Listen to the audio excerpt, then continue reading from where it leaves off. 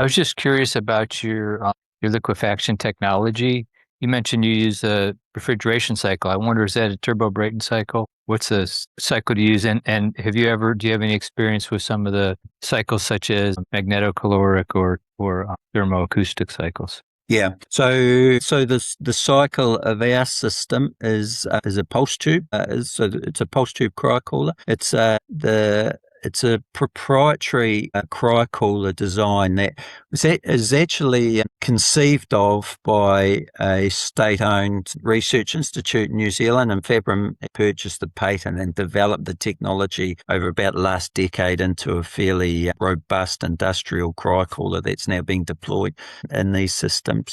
So that cryocooler has nice advantages with regards to most cryocoolers work, apart from, you're talking about the refrigeration type systems, but most cryocoolers work by compression and expansion of gas. That's often done using pistons to compress and expand the gas. And if you've got mechanical pistons, you have a real problem with lubricants at these cold temperatures, right? Lubricants freeze, you get a lot of wear and tear. So what's unique about the cryocooler in these systems is the piston is actually a pseudo piston. It's a plug of compressed helium. So there's a pressure wave generator in there that generates a pulse of compressed helium. That's a refrigerant gas. That's what's doing the compression and expansion. So there's no mechanical moving parts in the cold part of the system. So in terms of its reliability and maintenance requirements, it performs very well. So that's the system that underpins ours.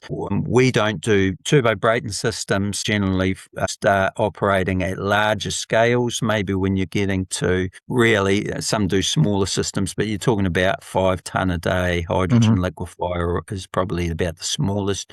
You start using turbo expander technologies. We're operating less than half a ton a day scale, so we're very small scale hydrogen liquefiers. We're not doing anything ourselves with the refrigeration cryocooler techniques, but certainly aware and working with some other parties that are looking at developing those techniques, and they're very interesting, but still some way away, I think, from being a commercial option, to my knowledge.